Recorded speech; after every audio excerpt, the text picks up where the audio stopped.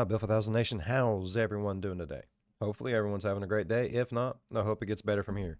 We are back with another That Chapter. This one is titled Neckbeard Manipulates Kids to Do the Unthinkable. All right. I believe we have actually done this story, I want to say on Coffee House Crime. If I remember, I'll link it in the description or leave it over in that corner up there somewhere.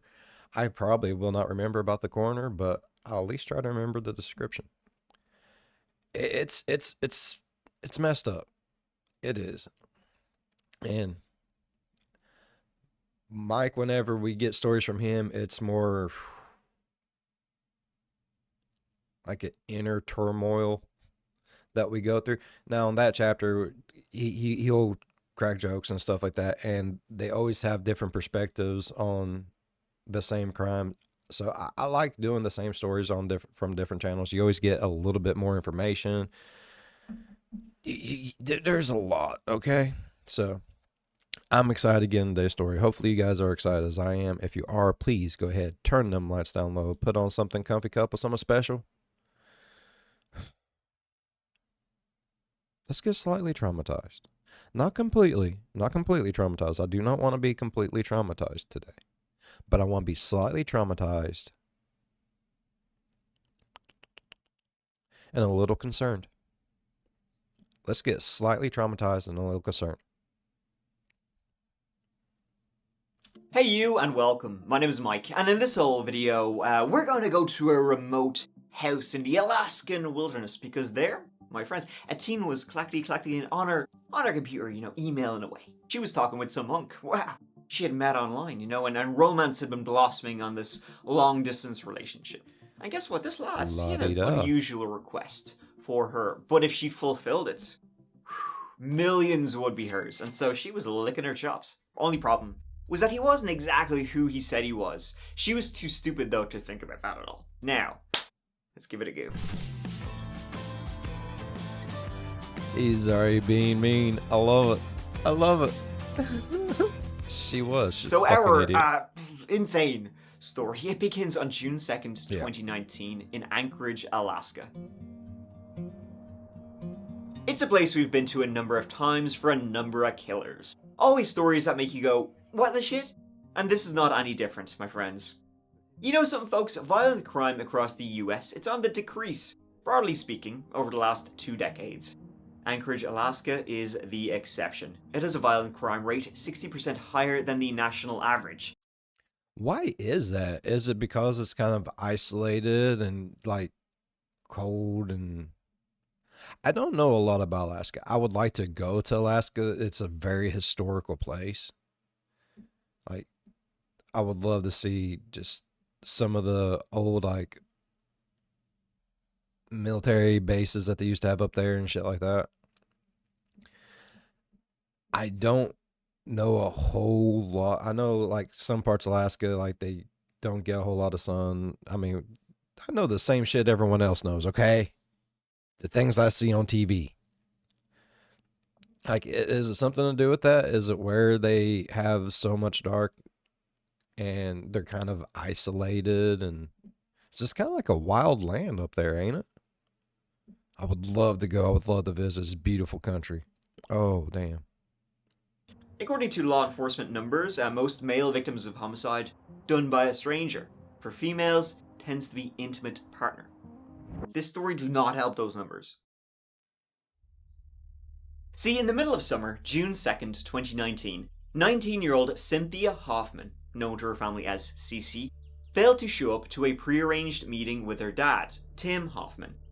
Tim was a handyman and would often take his daughter with him as his assistant to do various jobs, now that she was finished with school.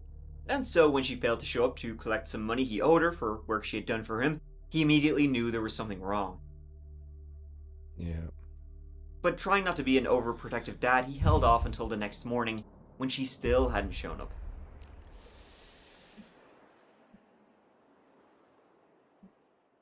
Tim went to the police himself and reported his daughter missing, and just think the poor guy is probably sitting there beating himself up like, man, I am so sorry, Mike. It happens. I don't mean to pause on y'all's faces like that. It's awful. Sorry. What was I saying? That I really don't remember.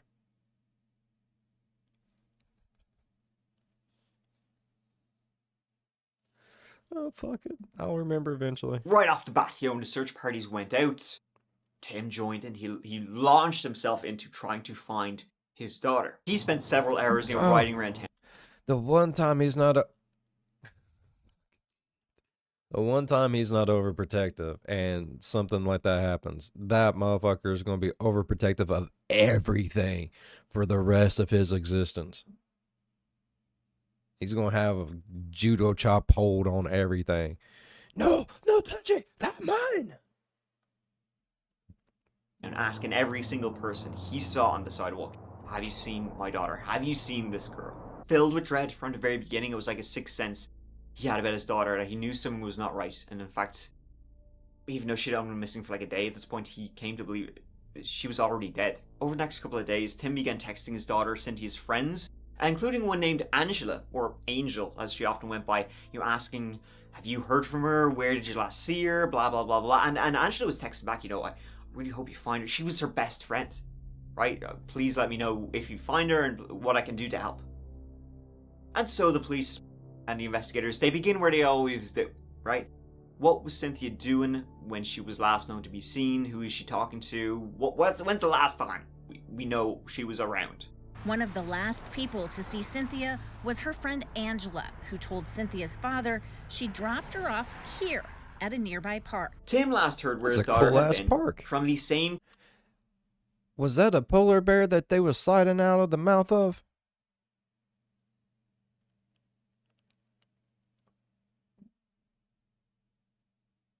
That would be so fucking cool. I want to go. concerned friend of his daughter's, Angela, or Angel. Angela and Cynthia had been on a hike together before Angela dropped Cynthia off at Polar Bear Park in It Anchorage. is a polar bear. Angela had texted Tim shortly after to let him know where she was, and that in and of itself was a lot for Tim. Because he was like one of those dads who's like, you will always talk to me. I am your dad, you will always be in contact. If you don't answer a message or a call from me, you're gonna get the boot. So the fact that his daughter's friend That's the way it should be. was the one who was texting him, not his daughter herself, that kind of struck him as like, interesting. And then he was texting Cynthia, he was trying to call her, all going nowhere. When Dad calls, you answer. I don't care if you're in church and the holy pastor's preaching. I don't care if you're at school taking the high school diploma test. If Dad calls, you answer. So on Sunday, when daughter Pure and number simple. 3 didn't call, didn't pick up, Dad knew what dads know in their gut when their child Something's wrong. needs them. And unfortunately, Tim's instincts were correct. Damn. Also, Angela was not who she claimed to be at all. See, the person Tim had been introduced to by his daughter, Cynthia, the person who he'd come to know as Angela or Angel, was in fact not her. It was 19-year-old Denali Dakota Sky Bremer. Now, Tim and Cynthia were far from the only people Denali Bremer was hiding her real name from. Denali certainly had her secrets, but other things, though, she couldn't help but share. See, Denali also told her boyfriend, long-distance guy though, a guy named Tyler, I guess he called himself. Denali called him Babe, but Tyler called Denali Angel. That's the only way he knew her. Now, despite this long-distance relationship, she was in Alaska, he was in the middle of America, romance found a way to blossom beautifully so. Oh, yeah, And let the me two tell you. considered themselves to be in a relationship for a few weeks. It was Angela's mother who later approached the police, telling them that her daughter and friend knew where to find Cynthia. See, when Angela had told her the full story, she didn't believe her. It was too crazy. But then she saw the news of missing Cynthia. Don't worry, I'll get to her story in a second, folks. The body of Cynthia Hoffman was found on June 4th, 2019, 2 days after she was supposedly dropped off at Polar Bear Park by Angela. The 19-year-old's body was found on the banks of the Eklutna River, not far from Thunderbird Falls, a popular trail route along the river canyon leading to a 200-foot waterfall. Cynthia had been shot once, execution style, her hands still bound behind her back, wrapped with duct tape. We're still investigating to find out exactly why she was bound and, It and still then makes why me she so ultimately angry. was shot. The only thing I can imagine is she was yelling her daddy's name. And it goes through my head over and over and over again. Police say Cynthia's resistance to whatever her and her friends were mixed up in likely got her killed. Shot, then tossed in the river after she panicked and threatened to call police. Threatened to call for help. That'd be This so time I hard. couldn't Oh keep my my God. daughter safe. I feel that I let her down. Because I keep all my kids safe. The same day Cynthia was found, Denali Bremer and her friend, 16-year-old Caden McIntosh, were called in for interviews. See, officers were very keen to speak to Denali, A, about why are you telling people your name is Angela when we know you as Denali, and B, what's the deal with the whole story you told Mom? Care to elaborate? Caden McIntosh, the 16-year-old boy, he was not a boyfriend, just a friend. He immediately broke and confessed to murdering Cynthia Hoffman there. Denali Bremer, though, she had another story, right? She initially said that she tried to push the blame onto Caden McIntosh, right? She said the three of them, herself, Denali Bremer, Cynthia Hoffman, and Caden McIntosh, all of them had gone out to Thunderbird Falls. They were hanging out, they were having a good time. And you know what? They were going to play a little gag. They were going to take photos of each other wrapped with duct tape, right? That old one.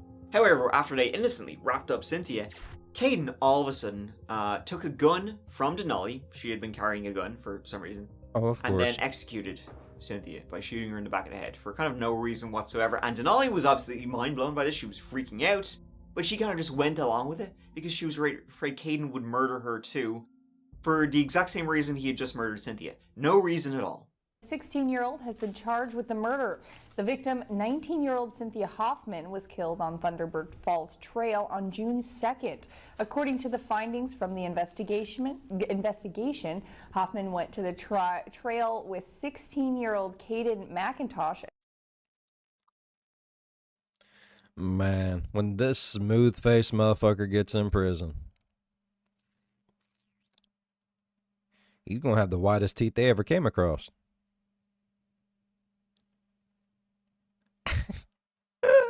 And a friend, later identified as Denali Bremer. The three walked to a riverbank where Hoffman was reportedly bound with duct tape to pose for pictures.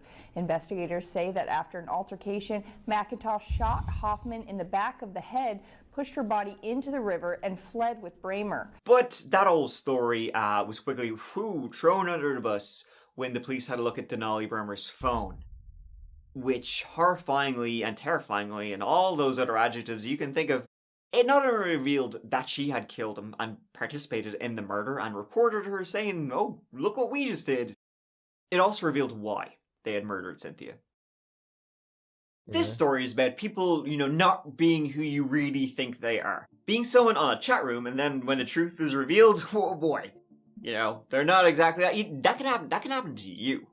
Your personal and private information can get to places it really should get. You'd be shocked by how much strangers out there on the internet know about you. I'm serious. Ever find your information getting leaked? Getting weird emails and spam after spam after spam and thinking, who the heck has my email address? And what else do they know about me? The internet is the Wild West, and out there are data brokers that will sell your sensitive information to scammers, spammers, and anyone else who might want to target you. I'm talking shady banks, insurance companies, predatory lenders, etc. You never know. Anything someone might want to know about you, Damn. maybe they already do. Personally, I've been relatives? using today's sponsor, Aura, for over a year. Aura gives me a heads up for which data brokers are selling my information and automatically submits opt-out requests for me. I don't even need to think about it. It not only reduces my spam, it also protects me from any dang dirty trolls out there who might want to access my sacred, beautiful information. Not today, pal. I don't know if you saw this, but AT&T revealed that over 73 million customer records, both existing and former customers, were released on the dark web. They recommend those affected use strong passwords, monitor account activity, and consider credit freezes or fraud alerts from credit bureaus. Well, Aura does all of this for me too. And best of all, I don't have to download several different apps just because a company couldn't keep my data secure. If my info was compromised in the AT&T data breach, I wouldn't worry, because Aura is always on, always doing the hard work of keeping me safe. So let Aura do the hard work of keeping you safe online this very day. And if you sign up right now, Aura will give you a 2-week free trial with my link. That is aura.com/THATCHAPTER. Aura has an A+ BBB rating and is highly rated in the Apple App and Google Play stores. So guess what? You know they're going to take really good care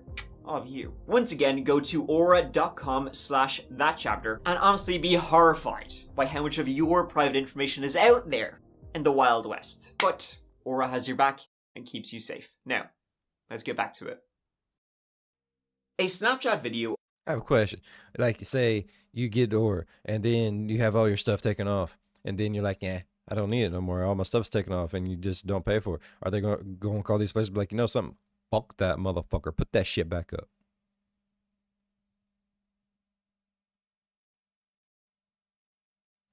These are questions I want to know. On Denali Bremer's phone showed her apparently confessing to the murder. The video was enough for detectives to call her back in the next day. And Denali's resolve that, oh no, I didn't do any of this, didn't do any of that kind of shit. Her resolve lasted right up until the moment she was confronted with the truth about her babe, Tyler. See, Denali was speaking to this Tyler, right, who she had listed in her phone as babe. And Tyler was telling Denali, they'd been in a relationship for a couple of weeks, and he said he was a millionaire, if you can believe that, right? Not too shabby. He's a millionaire living in Kansas. In addition to making the hairs on the back of their neck stand up, the conversations between the two would give the police all the answers and evidence they needed. The conversations between Denali and Tyler began fairly normally, up until a couple of weeks before, when they suddenly took a very disturbing turn. See, Tyler revealed to Denali he had some very eclectic, unique, I'd say, unique desires and tastes. Probably have a good idea with it. I know I didn't read what was on the screen, and I normally do. I didn't want to read that. If you want to, because it says some things I just don't feel comfortable saying.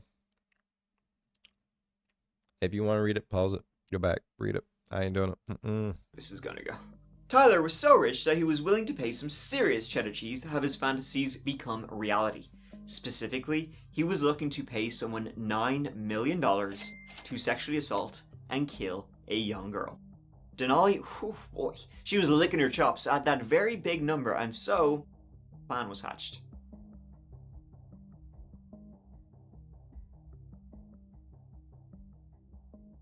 Hello YouTubers, I am Dragonhawk Mark 7. I am here to show you the homemade M9 slide. So, M9 plastic slide. Detectives interviewed another friend of Denali Bremer's, 19-year-old Caleb Leyland. Leyland told them he knew about the $9 million offer from Tyler, and he had agreed to lend Denali his car in return for $500,000 of the eventual bounty she would receive. This Caleb knew full well what they were planning on doing, what they were going to do, that Cynthia was the victim of this murder plot, but he was like, whack away. And so, between May and June of 2019, Denali Bremer, Caden McIntosh, and Caleb...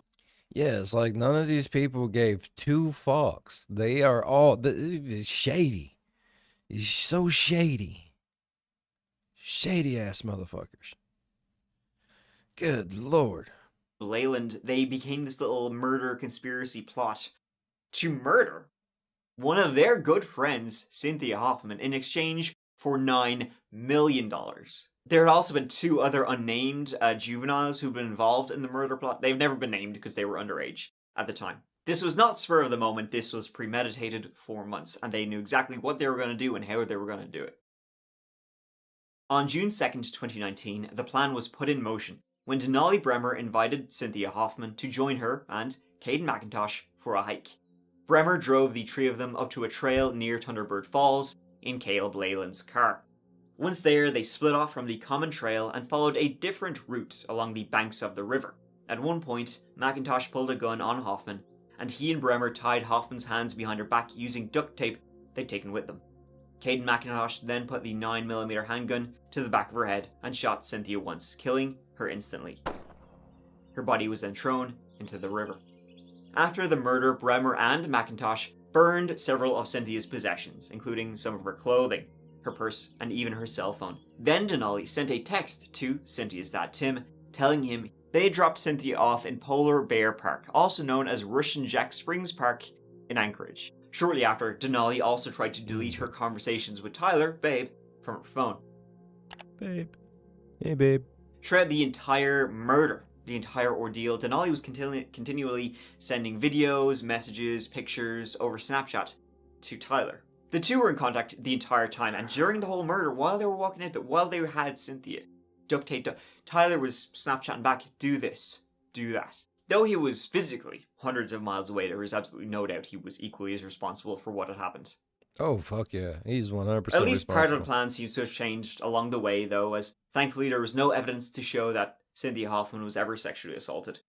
So Thank now God you for have that. 5 youths arrested in Alaska. Denali Bremer, And I believe I said that on the last video. I'm pretty sure it's Coffee House Crime we watched it on. I'm pretty sure I said that too. Thank God for that. These pieces of shit. Honestly, I'm surprised any of them had the balls enough to do it. I mean, look at them. Like, I could probably snap this dude like a twig.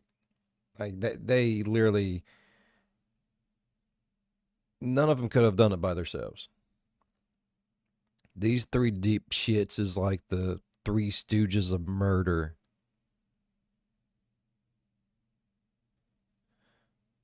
Caden McIntosh, Caleb Leyland, and the two who can't be named because they were underage, for the murder of Cynthia Hoffman. And then one Tyler, babe, all the way in Kansas. And then, of course, the twist.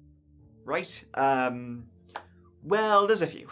The police, using the phone number of babe, right, were able to link that phone number to an address. It wasn't like a burner phone or anything like that. The address showed up, if you can believe it, in Some Indiana, lady's not Kansas. house. Lying bastard.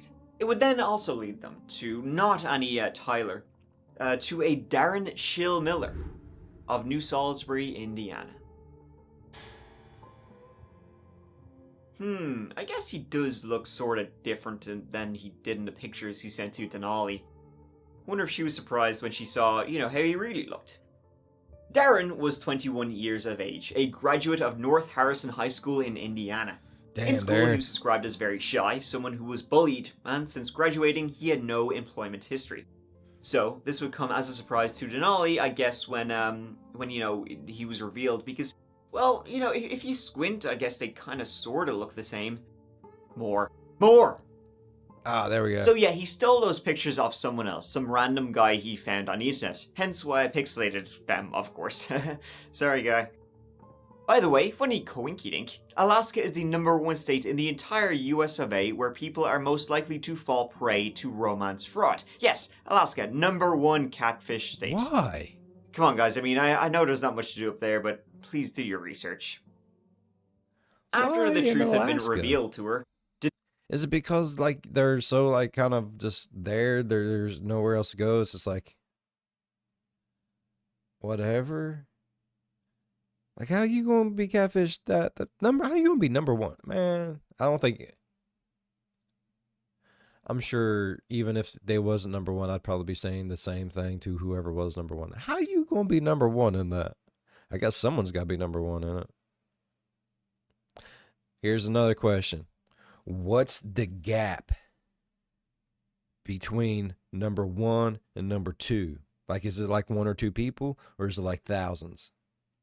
There's my questions. Let's move on. Denali seemed to go all in with the prosecution to cut a deal. It was also more than likely she was driven just as much by spite for Darren Schill Miller after realizing he had deceived her. And also, guess what? He also wasn't a millionaire, if you can believe that.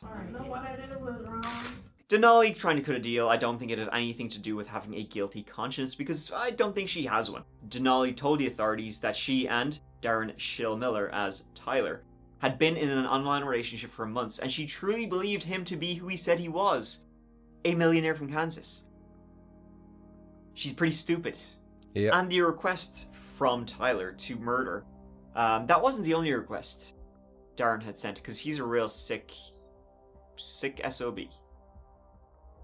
Denali told them that Tyler had also instructed her to sexually assault 2 children, one being aged 14 years old, the other only 8 years old.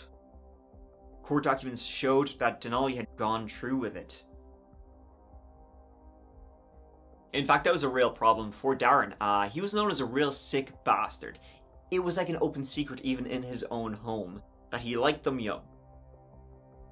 So Darren Schillmiller was picked up by the feds before eventually being extradited for trial in Alaska, and he readily admitted to the whole thing.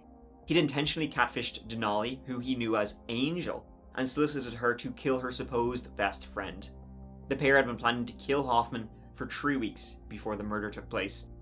He also confessed to being in contact with Bremer all the way through the crime, as well as receiving several pictures and videos created throughout. There's a takeaway at this point. It's that for all the good the internet can do, it can be a very dark place. And parents would be wise to monitor the activity of their children online. Local, state, and federal officials are calling the crime heinous. You cannot monitor your child's shit online no matter how hard you fucking try. You think you got it, but then you have the library, you have school computers, you have friends' phones, you have their phones, you have government phones that somehow they ended up with that they shouldn't even have, but they got a government phone. It's got free service on it.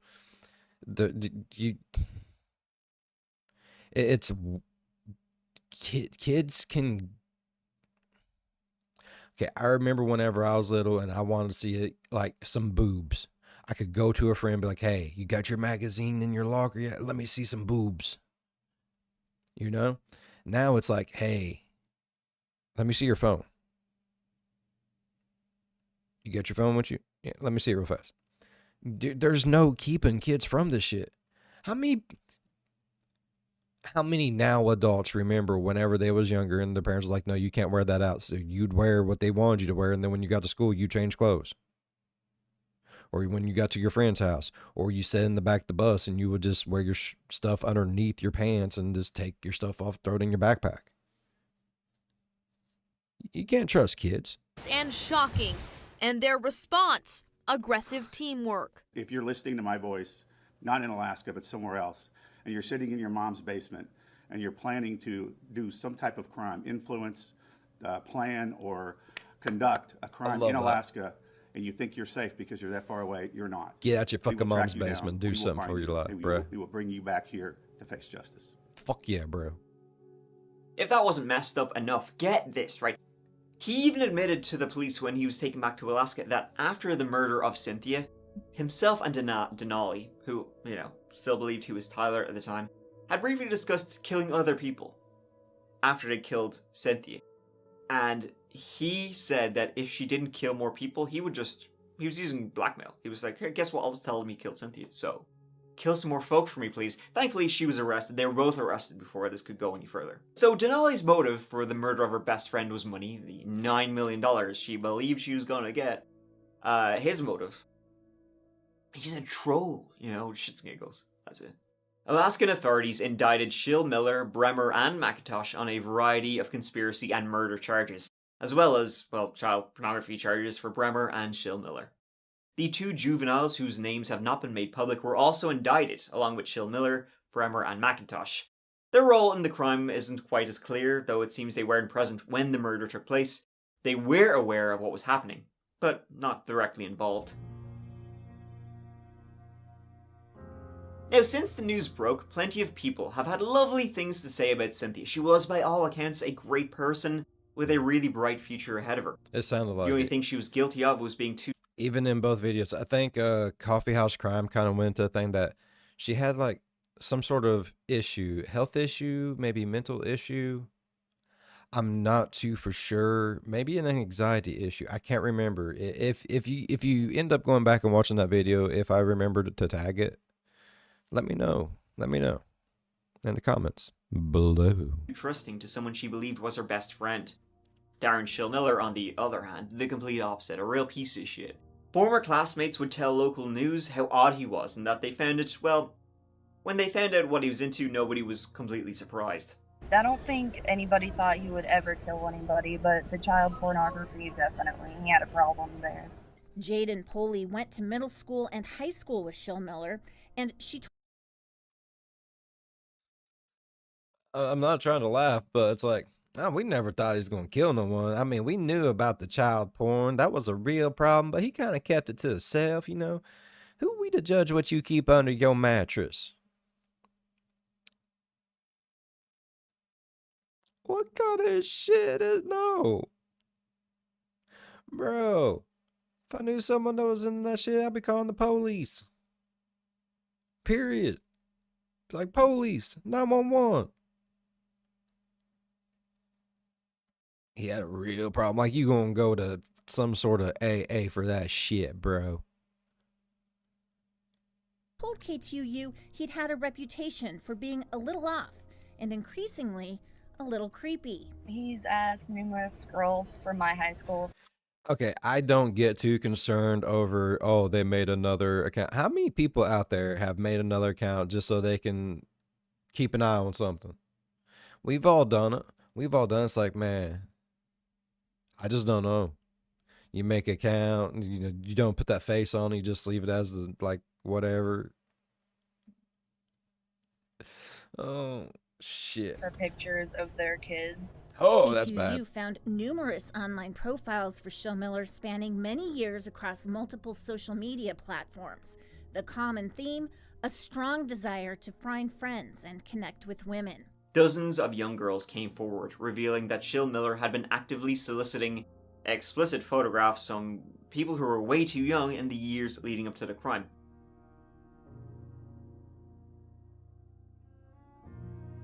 He was known to relentlessly ask for bikini pictures from women, relentlessly ask young mothers for diaper pics.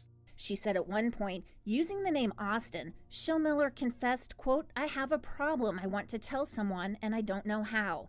And he then asked for pictures, she said, of her daughters during diaper changes as a condition of revealing the secret.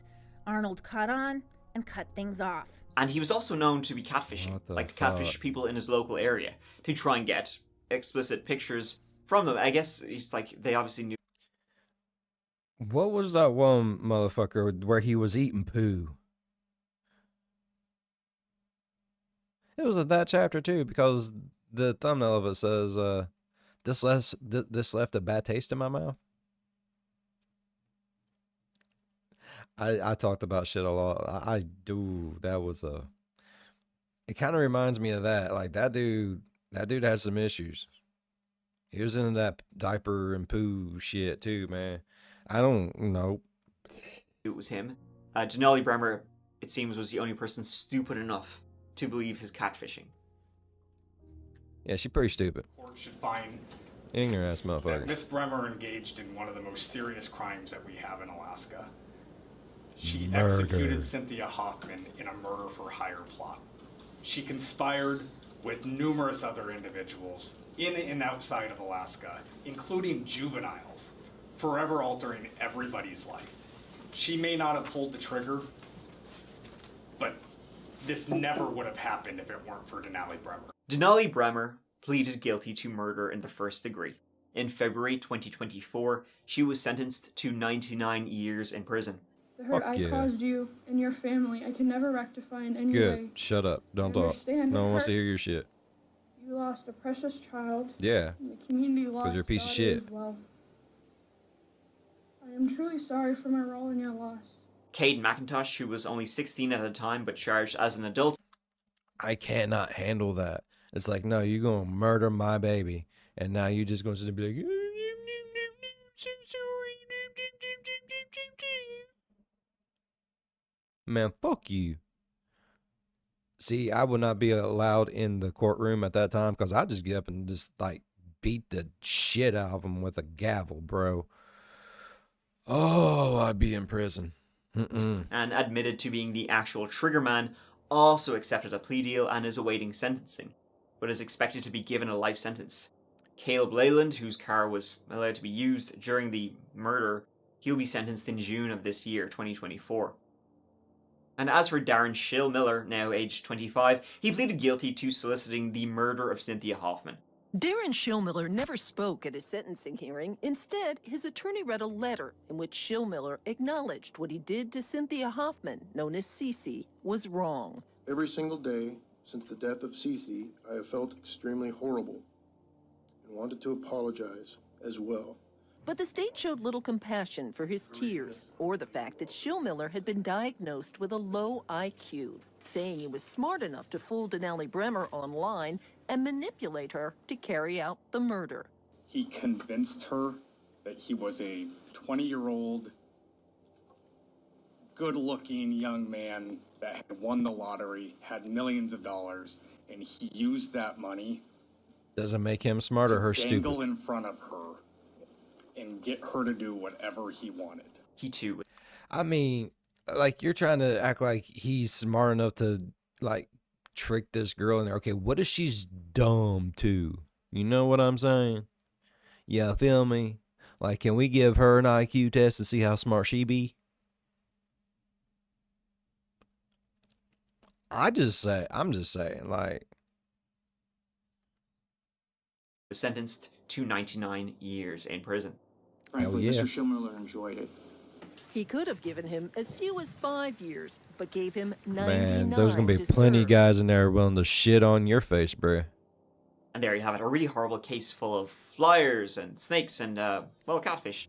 I guess that's literally what this is, the catfish. Pedos don't make a fire in there, man. Of course, extremely sad for Cynthia. You know, by all accounts, a great person whose only crime was, you know, believing that her best friend would just suddenly murder her, which I think we can all be guilty of not having that thought. But there you go. And then you got Darren Shillmiller, who's No, like I the always opposite. think someone's trying to kill me. You know, end of the scale. I'm a paranoid person.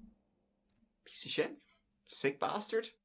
There's a lot of adjectives you can use here, folks. Denali and Darren, the worst people imaginable, and now, especially for Darren, he's in the worst place imaginable. Hell yeah. Thank you so much for watching. It really means a lot to me, folks. Thank you so much for having me. It really means the world to me that you bring me on every Tuesday, bro. Like, we gotta keep this up, homie. People really like it. All right. I really enjoy the story. Like I said, I know we have watched it on Coffee House Crime, and we might have watched it more than that. I don't know. But I like to watch it through the different storytellings because you always get a little bit more information. You get kind of a different view, and it's someone else telling it, so you're getting their perspective on the story that they've read, that they've did the research on.